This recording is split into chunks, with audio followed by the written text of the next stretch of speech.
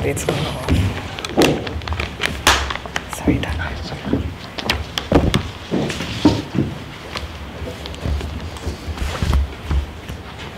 All right, if I can have your attention, please. Okay. Welcome to you all. Welcome to this Build Zimbabwe Alliance press conference. Thank you for making time out of your busy schedules to be with us today. It's a very important day for all of us. I know you're very busy with all your schedules and all that's happening in our country. And thank you for joining us today as we make history.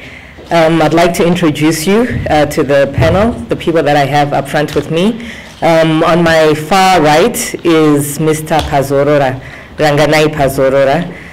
On my far left is Mr. Christopher Chinyati, and next to him is Mr. William Pilbro.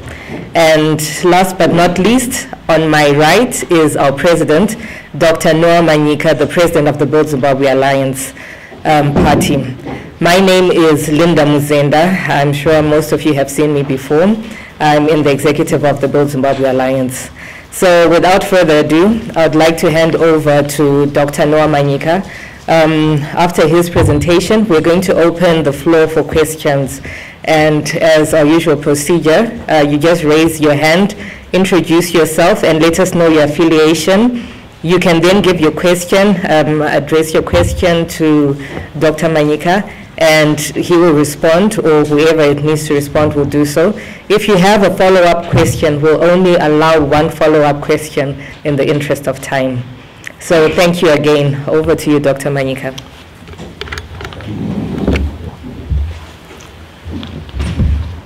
Good afternoon. It's wonderful to be here. Well, much has transpired in our country since I spoke to you at this venue almost a year ago. Then I was the convener of our party.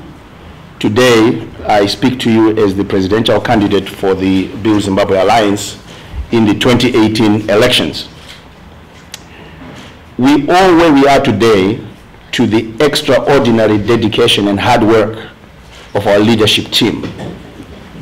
From the beginning, we were clear that ours would be a different campaign, that it would be disciplined and focused and would not be distracted by the noise in the politics of our country.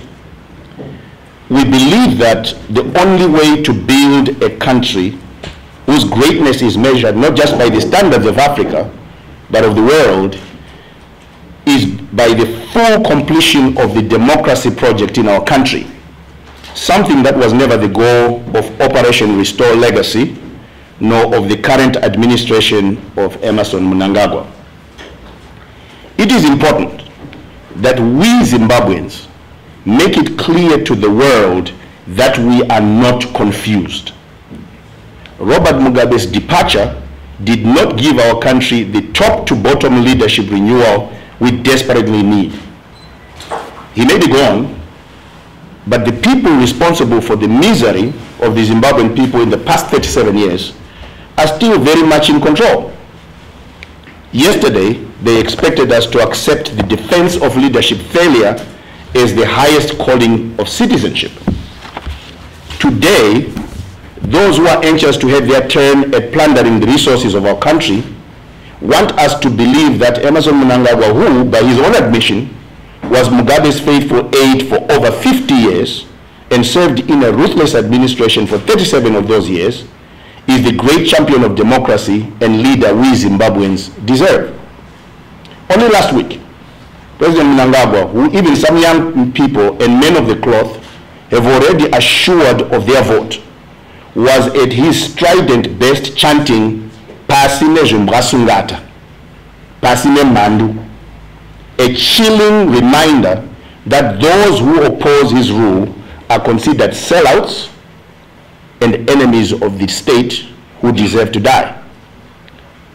We are determined to make it clear to those in power that they can no longer count on our willingness to tolerate the intolerable, and that we will only be satisfied when we have competent and selfless leaders who believe that no Zimbabwean has a higher claim to citizenship than another on account of race, age, tribe, gender, or liberation war credentials.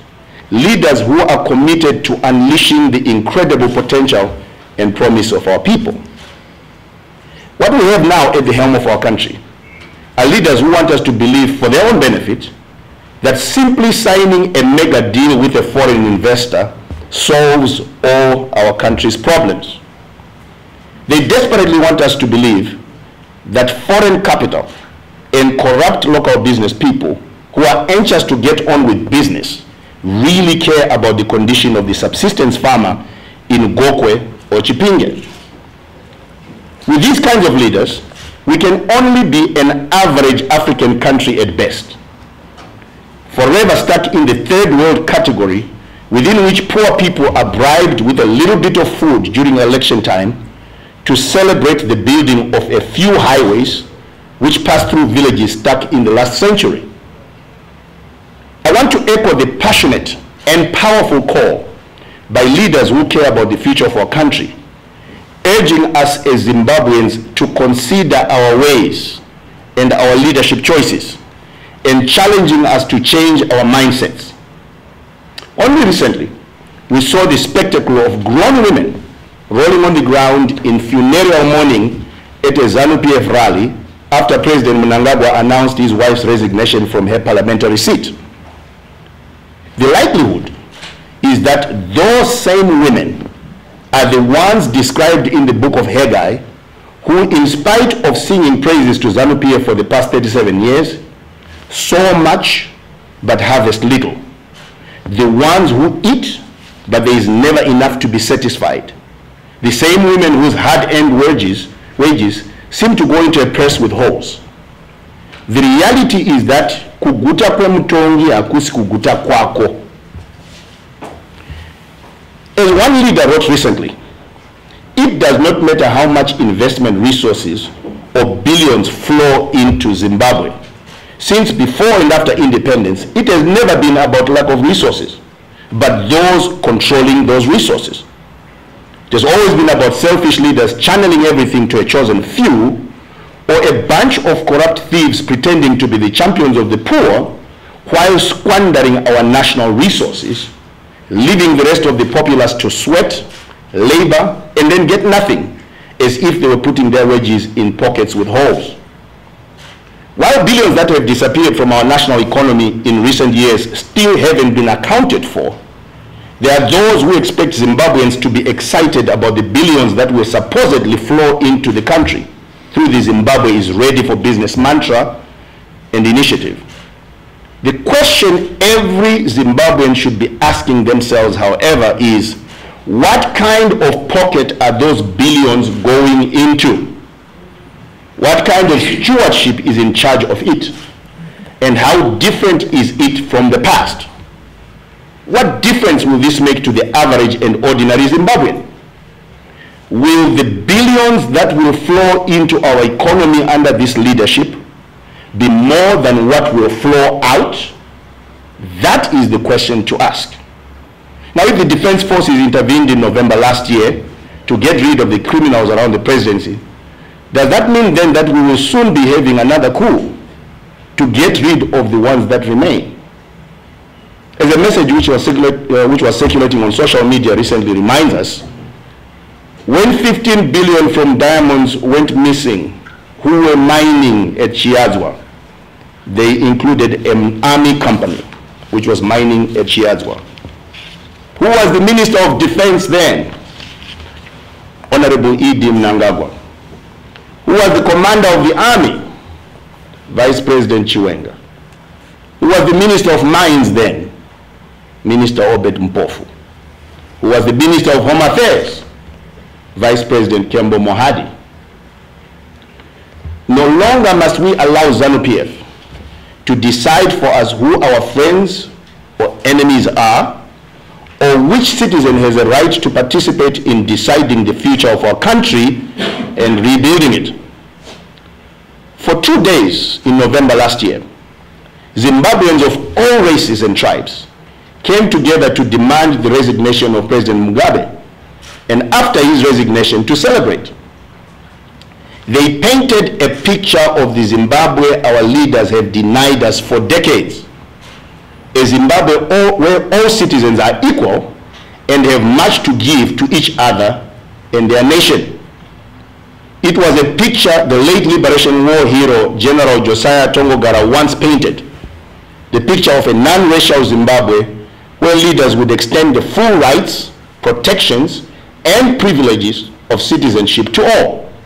And whites and blacks could proudly join together to build a great nation. Building a country and an economy that will meet the needs of every Zimbabwean can only happen if the full participation of every citizen in deciding the future of the nation and rebuilding it is harnessed.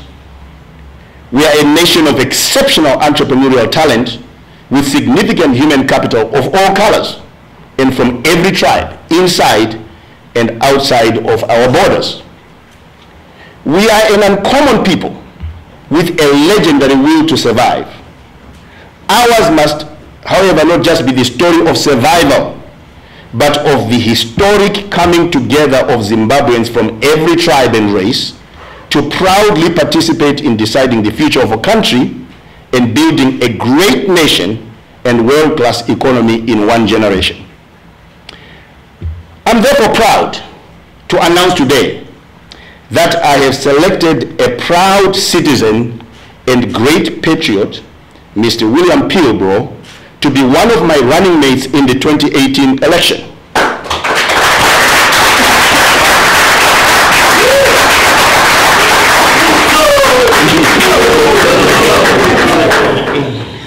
Born in Chinoy in 1972 to a teacher and a civil servant, William, or Widzo as you like calling him, received his primary and secondary education in Chinoy and Harare before studying for a Bachelor of Accounting Science degree with the University of South Africa, a Master of Business Administration degree with the University of Reading in the UK, and is currently studying for a Master's in International Diplomacy with the University of London. He is an experienced, hands-on financial executive with over 21 years of service in the United Kingdom, South Africa, and China, with a large international corporation with revenues of 34 billion, operating in roughly 100 countries and employing some 135,000 people globally. But as you will find out, William's greatest love, after his love for his God and his lovely wife Barbara and their two beautiful daughters, is his love for his country, Zimbabwe. William is joining a team of incredible professionals and patriots. They include a young lady who is sitting on my left here, who gave up a career with the World Health Organization to come back home to fix our country. They include a man who chose not to pursue a career with international finance powerhouse JP Morgan Stanley to serve his country and his people. They include another young man who has dedicated his entire life to changing the lives of young Zimbabweans and who has visited almost every part of this country to serve, while at the same time acquiring 4 university degrees. They include another young man who speaks perfect Mandarin, whose dedication to unlocking the potential of the next generation has taken him to places like South Africa, China, and our own country to serve. I could mention many more, but these are some of the members of our executive who have done an incredible job to get us where we are today. Let me add that this is just the beginning of many appointments we will share with you that will demonstrate our commitment to bringing competent, inspired, and selfless Zimbabweans together to build a $50 billion economy by 2023 and a $100 billion economy by 2028. As you also know, we have made a commitment in our manifesto that as part of our drive to reduce non-productive public spending, we would eliminate the office of second vice president in the event that we are elected. Constitutionally, I will be expected to go into this election with 2 vice presidents, and the changes to eliminate the second vice president can only be done by constitutional amendment after one is elected. We will therefore be announcing the selection of a second running mate in the near future to serve one term in the event that we are elected. Let me end with this promise to the Zimbabwean people before I ask William to say a few remarks. In the event that we are given the mandate to lead our country, we will ensure that the word great shall not belong just to Harare, but to Lupane and the village in Uzumba, Maramba, Pfungwe and Binga. It shall not just belong to Borodale Brook, but to Mbare, to Mbizo, to Mziligas. It shall not just belong to Peter House, but to Mambo High School and Mashoko Primary. Not just to the private hospitals, but to Mpino, Gomo, and Cholocho Provincial Hospital. Zimbabwe shall not just be great for the foreign investor who can work our system, or for the relatives of those in high places, but for the vendor and the small-scale and artisanal miner for whom we will build clear pathways out of poverty into the middle class. Those I'm selecting to be part of my team, including William, are not only committed to that, but their performance will be judged by it. Is there not a cause? Zimbabwe, ilizwe letu, ilifanya. Zimbabwe, nyika yetu, naka yetu. Zimbabwe, our country, our heritage. Thank you.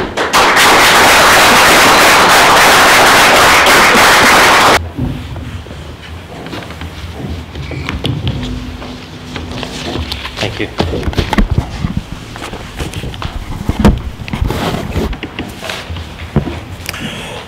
Thank you, Dr. Manyika. Fellow Zimbabweans, this is truly a momentous day. The idea that such a thing as this could happen was, until today, almost delusional. Today you bear witness with us as history is made in our great nation. The symbolism of this moment is so profound that I'm not sure any of us will fully appreciate its depth for some time. It represents the death throes of racism in our nation. It symbolizes the unity we have never had, and without which we cannot rebuild. And it is the very essence of hope for our future. Because if we can end the divisions, the strife, and the discord, if we can pull together as one nation, what limit is there to what we can achieve? This is indeed the beginning of a brand new chapter in Zimbabwe's history. A chapter courageously opened by the Build Zimbabwe Alliance, in which I am honored to play a part.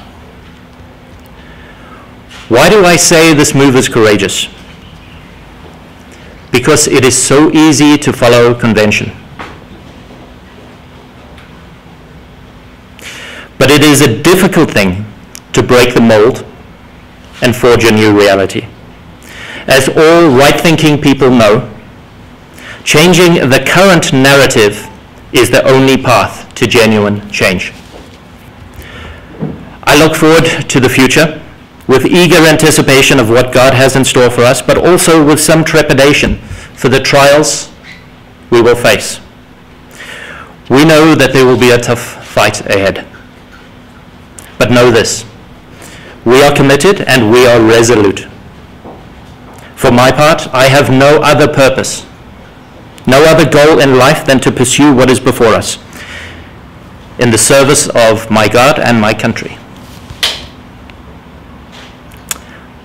I thank my family and friends for their incredible support, without whose encouragement this task would likely be impossible. To the team of amazing men and women in the BZA, who so graciously, and I have said courageously, invited me onto the team, thank you for your trust and your confidence. I believe history will look back on this moment and salute you. To those powers who oppose us and block our path, know this. We may appear small in your eyes, but this is no accident. This is divine by design. This is by divine design. It was not Goliath that slew the proud Philistine giant, but young David. A humble shepherd prepared and anointed by God for a particular moment in time. A time such as this. Fellow Zimbabweans, if ever there was a time for hope, it is now. God is at work in this nation. You know it, and we can all feel it. God bless you, and thank you for celebrating this historic moment with us today.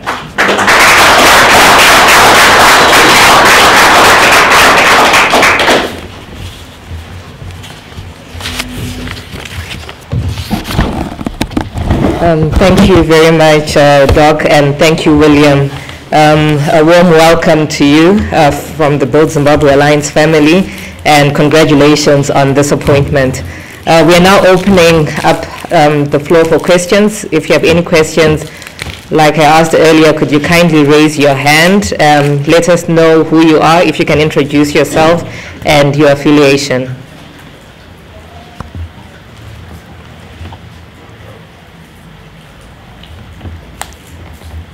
Please feel free. I know everyone was really moved by the two speeches. I certainly was, and I could see a few tears out there, but do feel free to ask any questions.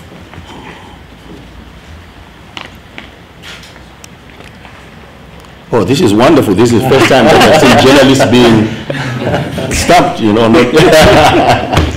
Now, I think there's a question over. Yes.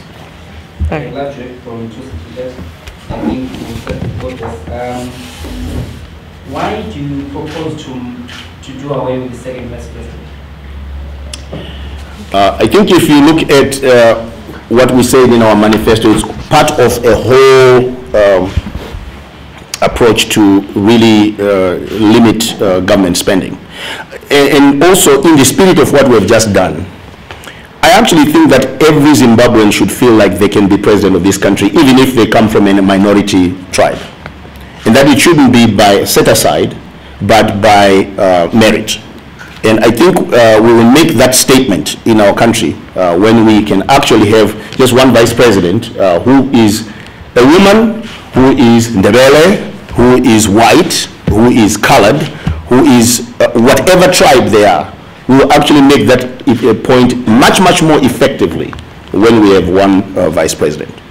So there's two reasons for it. So it's that and the whole idea of actually cutting government spending, which is really, really critical. I think some of you have watched the video that I just put out on the implications of the size of our government on the well-being of our people.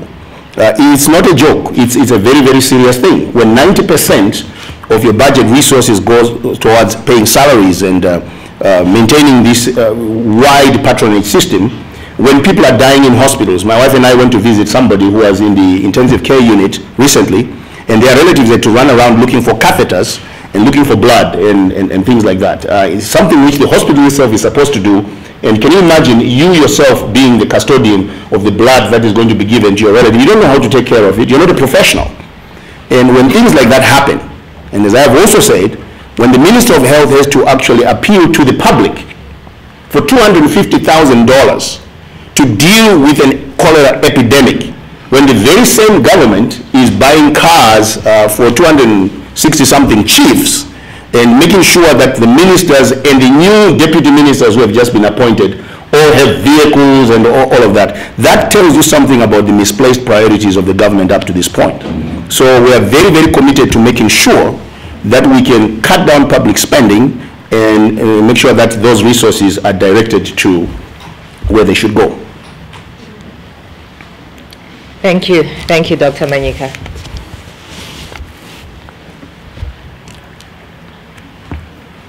Any further questions? Please go ahead.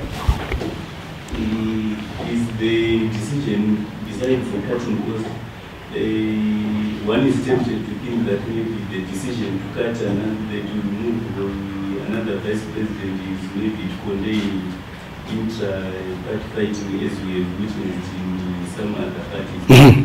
Is there any link between what is happening and the decision to remove another vice president so that you have a clear succession plan? Okay, that's a very good question. You know, that had been factored into our thinking, actually. But as you know, you're right. There have been so many intra-party fights because of this reality that we have two vice presidents. But that has not really factored into our thinking. The thinking of our team has always been that, you know, you need to make sure that you have you contain public spending, and also that you make this statement in a very, very bold way that, you know what, if it's in the Ndebele that I'm picking to be vice president, they are picked on merit.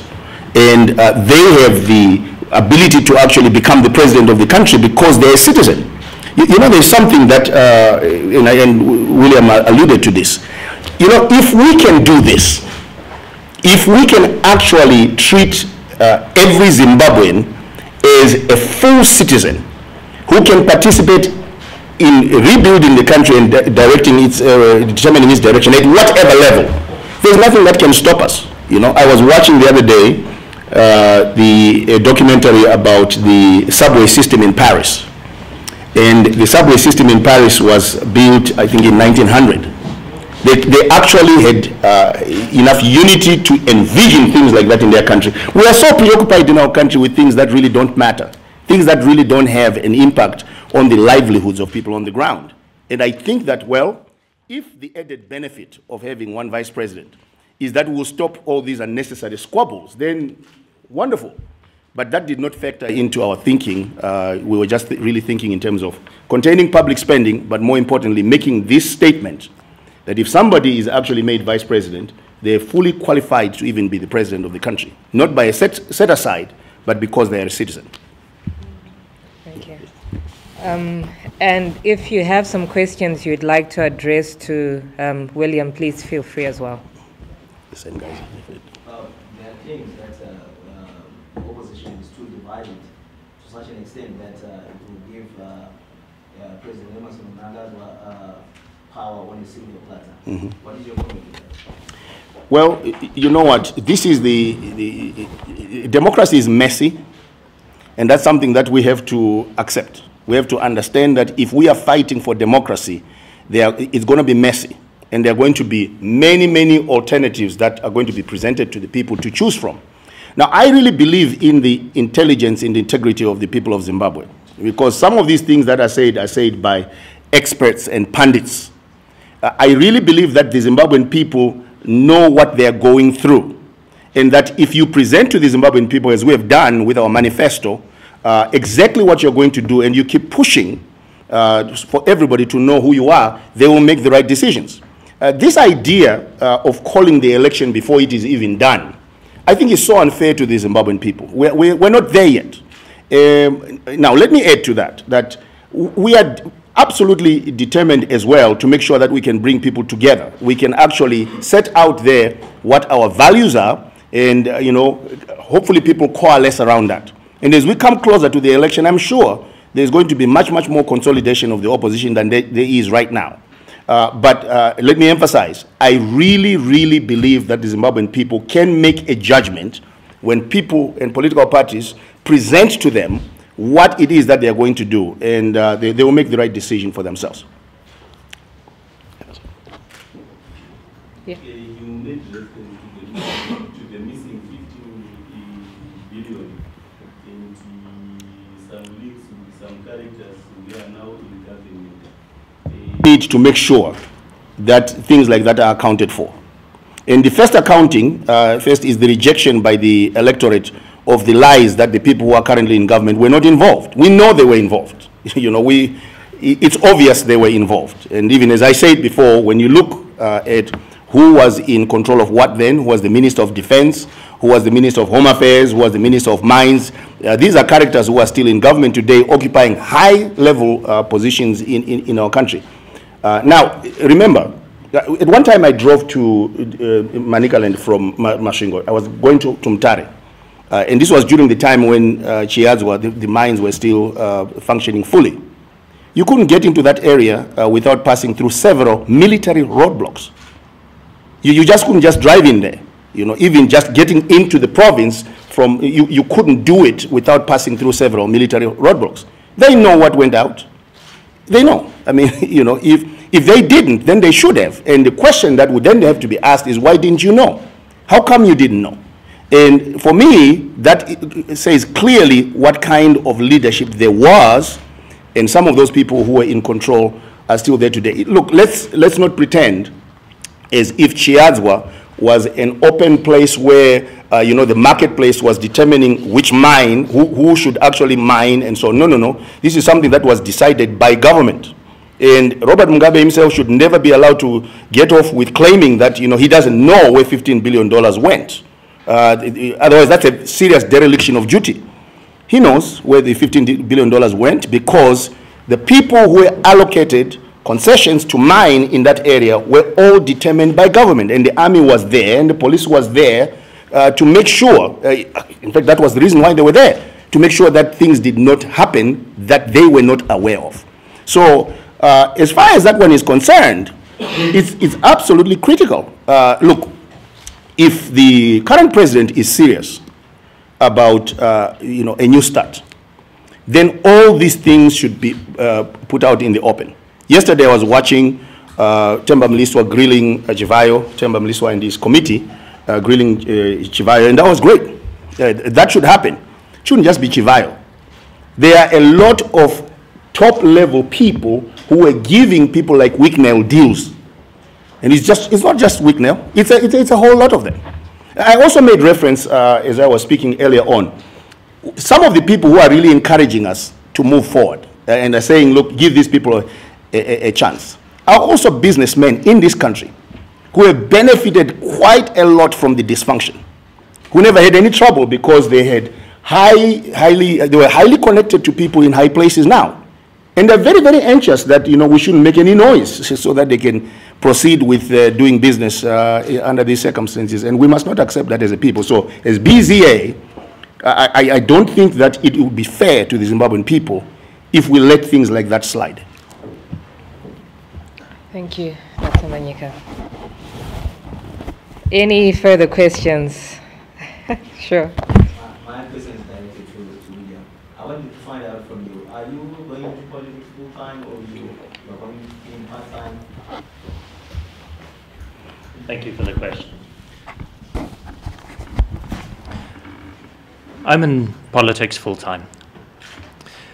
When some time ago I was thinking about how I would spend the rest of my life, something came to mind over and over again, and that is, if we do not step forward, who will? If we do not take a stand for what's happening in Zimbabwe, who will? There are so many things that need to be put right. For so long we have had disunity and discord in this country. And it is time to change. So yes, today is not a flash in the pan. This is something, as I said in my speech, I have no other purpose, no other goal in life but to dedicate my time to helping rebuild Zimbabwe. And I thank BZA for giving me a platform, an opportunity to participate in realizing that goal. Thank you.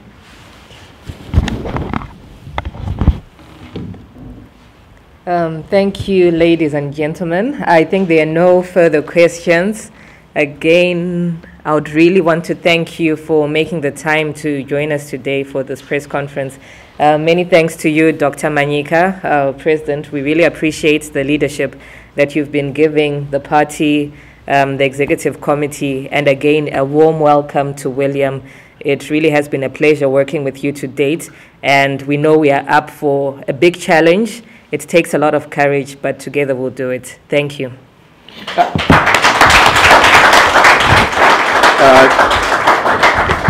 If you have an Android phone, we are going to be sending you a link so that you can actually download the Build Zimbabwe Alliance app.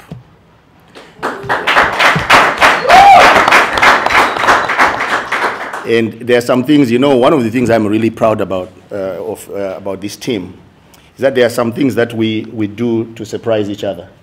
There are people will be working in the middle of the night and so on, and I don't even know that they're working. So I've also started doing that, kind of moonlighting a little bit, so that we can do certain things and surprise each other. But yes, I want to thank God for some of the hardworking members of our executive who actually also did this kind of like on the side to make sure that we would have this. So by the end of the day today, if you have an Android phone, by the end of the week, it will also be working on an iPhone.